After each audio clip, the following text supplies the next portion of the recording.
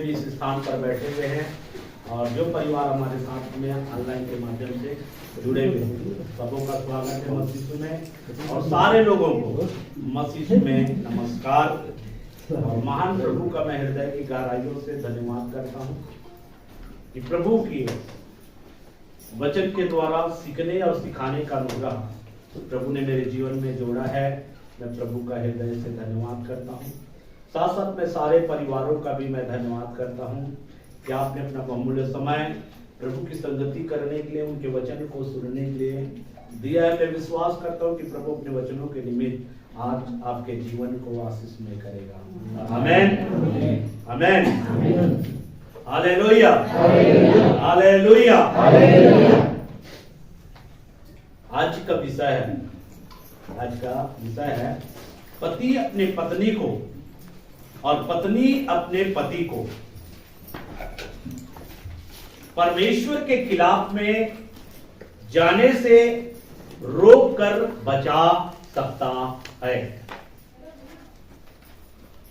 ये आज का विषय है। पति अपने पत्नी को और पत्नी अपने पति को परमेश्वर के खिलाफ में जाने से रोक कर बचा सकता है। ये आज का विषय है।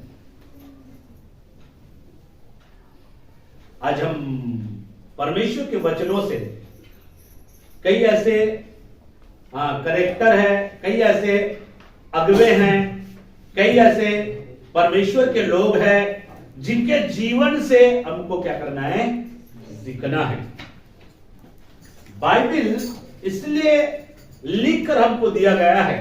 हमारे पास में जो पवित्र शास्त्र है, और ये इसलिए लिखा गया है ताकि जो अगुवे लोग जो त्रुटि किया है वो त्रुटि हम न करें, वो त्रुटि हम न करें। इसलिए इसको लिखकर हमारे पास में दिया गया है ताकि उनके जीवन के द्वारा अच्छी बातों को हम अपने जीवन में सीखकर स्थान दे सकते हैं, और जो उनके जीवन में जो बुरी बातें हैं उनको हमें अपने जीवन में स्थान नहीं देना। ऐसा नहीं, अरे वो तो ऐसा किया है, वो तो ऐसा किया है, वो तो ऐसा किया है। तो परमेश्वर का वचन हमको ये नहीं सिखाता वो ऐसा किया है, वो ऐसा किया है तो आप भी वैसे करो। आपको एक ही सिखाता है, जो अच्छी बातें हैं उसको पकड़ो, जो आपको आत्मिक जीवन में बढ़ा सकता है और जो आपको आत्मिक आशीष प्रदान कर सकता है। ऐसे आत्मिक बातों को पकड़कर आपको क्या करना पड़ेगा, चलना पड़ेगा। तब आप आत्मिक जीवन में क्या होंगे, बढ़ेंगे। और आत्मिक जीवन में बढ़ेंगे तो आप जो है परिवार के लिए, कलीसिया के लिए और लोगों के लिए क्या हो जाएंगे, एक आदर्श और मिसाल बनेंगे। आपको यीशु के पद चिन्हों पर क्या करना है, आपको चलना है मेरे प्रियो। अगर यीशु को देखकर यीशु के पद चिन्हों पर आप चलोगे तो मेरे प्रियो आप लोगों के लिए क्या करोगे, आदर्श बनोगे। और आप अपने जीवन में कहने पाओगे कि मैं मसीह की चाल चलता हूं, तुम मेरी सी चाल, जैसा पौलुस कहता है, मेरी सी चाल चलो, मेरी सी चाल, मेरे समान कार्य करो, मेरे जैसे जीवन जियो, मेरे जैसे। इसका कहने का मतलब है मेरी सी चाल चलो, क्योंकि मैं मसीह की चाल चलता हूं। अर्थात मसीह के कार्यों को अपने ऊपर में लिया है, मसीह के चरित्र को अपने जीवन में क्या किया, लागू किया। जिसके कारण से कहता है कि मुझे देखकर चलो, क्योंकि मैं यीशु को देखकर क्या करता हूं, चलता हूं। तो मेरे प्रियो आपको पारिवारिक जीवन में एक आदर्श और नमूना बनना है, कलीसिया के लिए अगर एक आदर्श और नमूना बनना है तो आपको यीशु को देखकर चलना होगा। यीशु को देखकर आपको चलना होगा, तब आप लोगों के लिए क्या बन सकते हैं, एक आदर्श और मिसाल बन सकते हैं।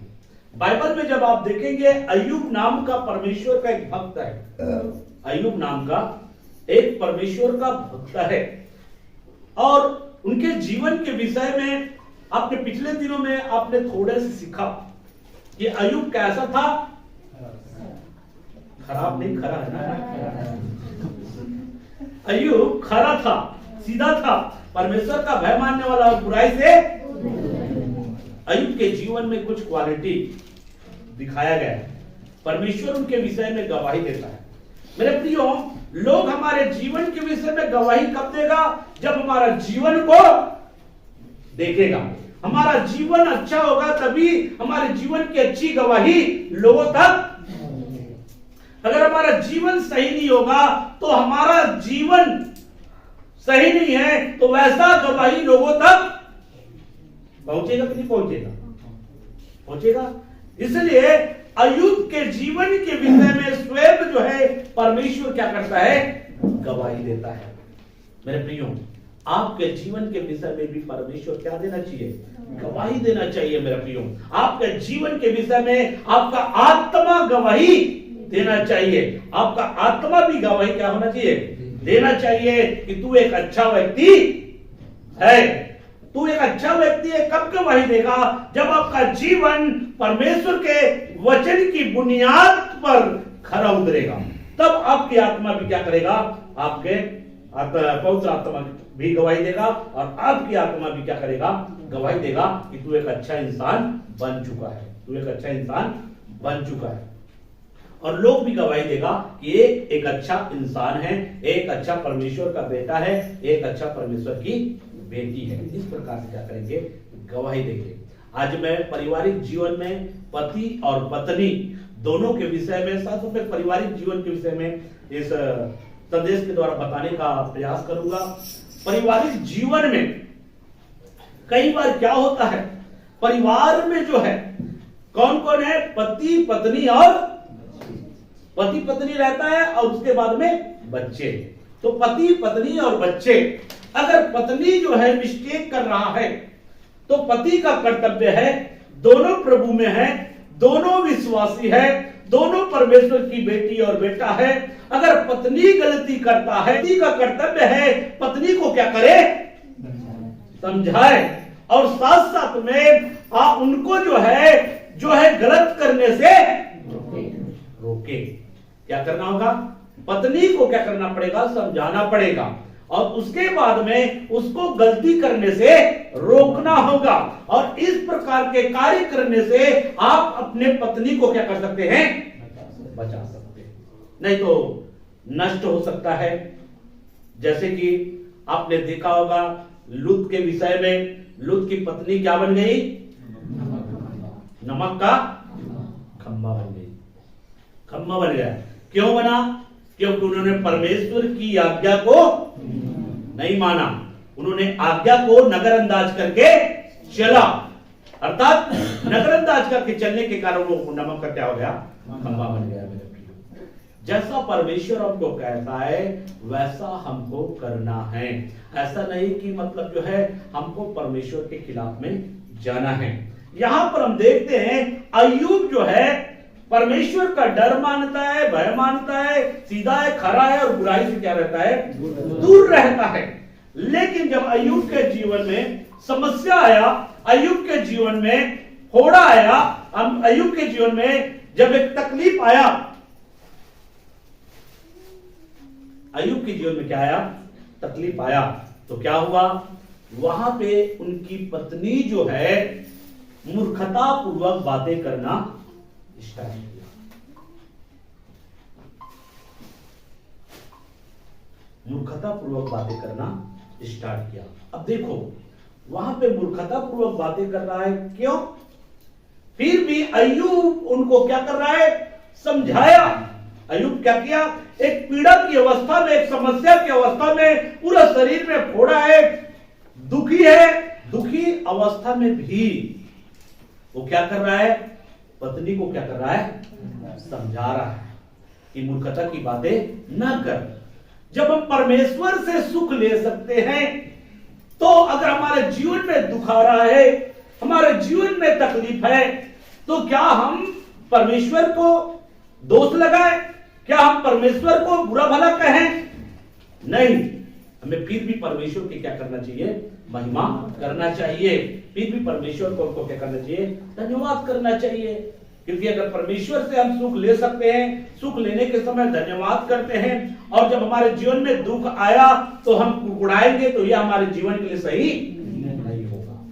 तो मेरे प्रियो, दुख और सुख आपके जीवन में क्या करेगा, आएगा।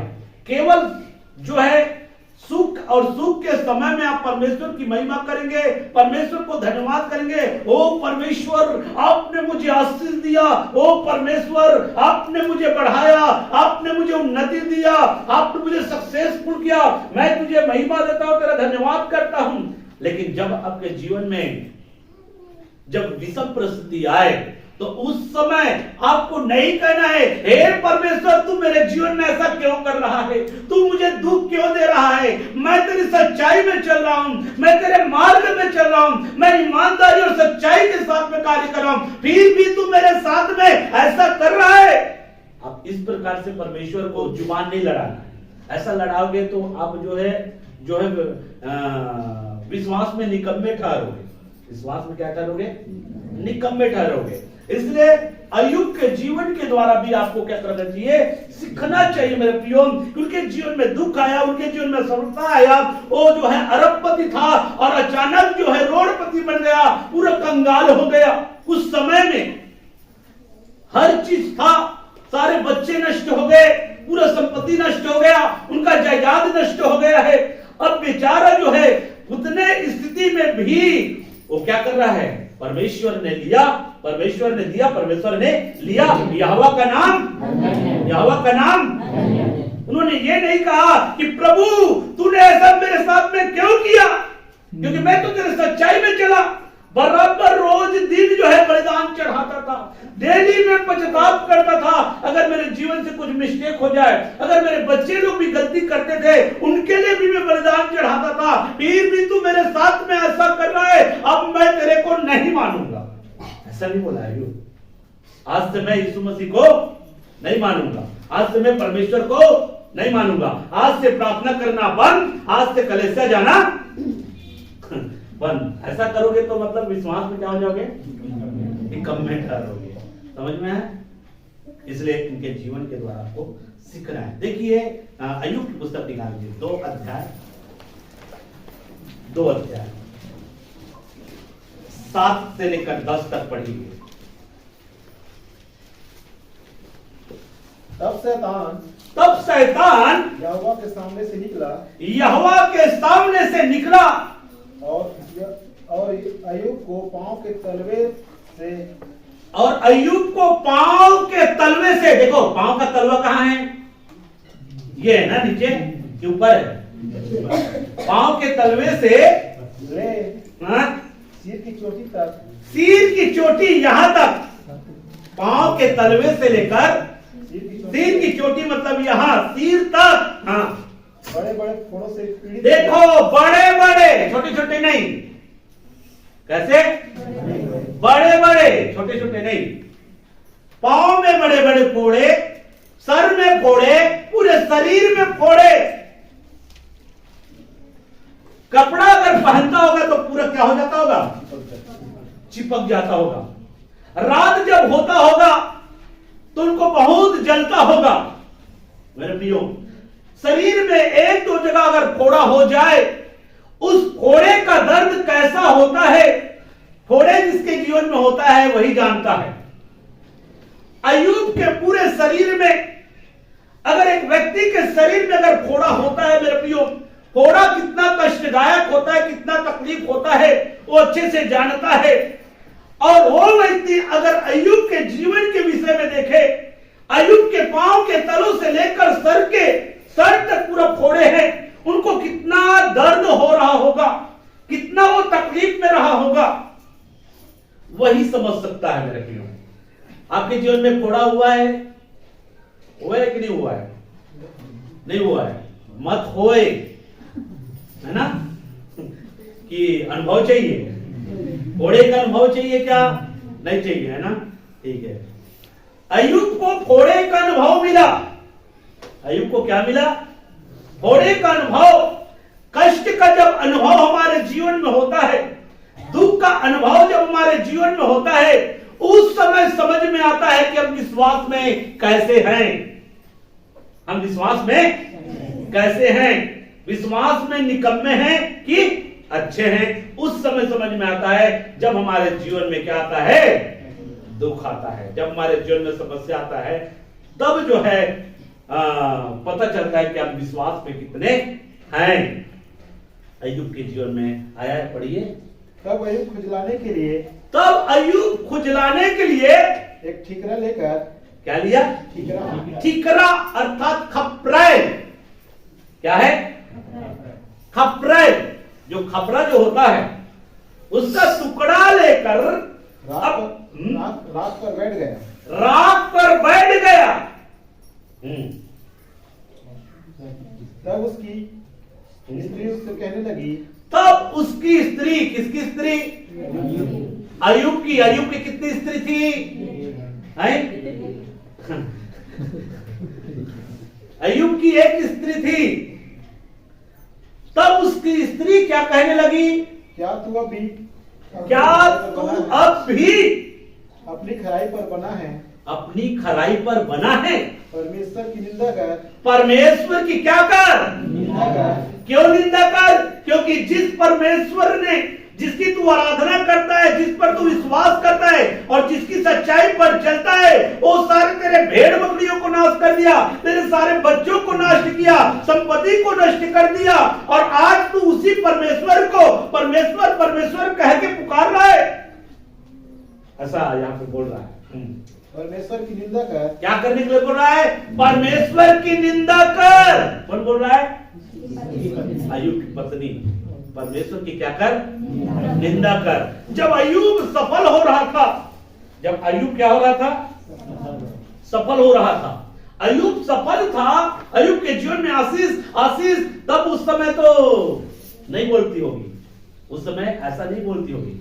लेकिन जब उनके जीवन में एक असफलता आने लगा, उनके जीवन में जब दुख आने लगा, तब यही अय्यूब की पत्नी जो है उसको क्या कर रही है? बोल रही है, तू क्या कर? परमेश्वर की क्या कर? परमेश्वर की निंदा करना है? सब स्त्रियां परमेश्वर की निंदा करना है कि नहीं करना है? दुख आएगा तो, तकलीफ आएगा तो, घोड़ा हो जाएगा तो, कोई दो चांटा लगा दे तो कुछ नहीं करोगे। यहां पर देखिए, यहां पे अय्यूब की पत्नी कहता है परमेश्वर की क्या कर? निंदा कर। हाँ, और चाहे मर जाए तो मर जा। और चाहे मर जाए तो मर जा। तेरी सेवा कर करके मैं क्या हो गई हूं? परेशान हो गई हूं।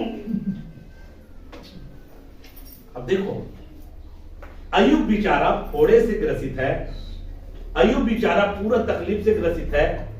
अब देखो, कोई भी पत्नी जो है अपने पति की सेवा करेगी कि नहीं करेगी? करेगी।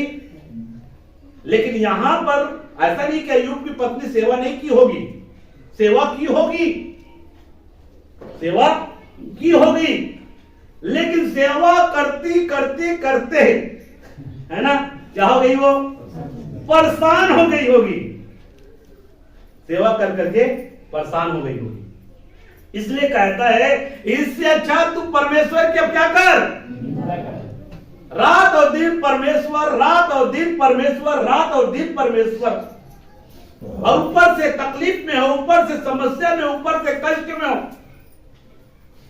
इसलिए तू क्या कर?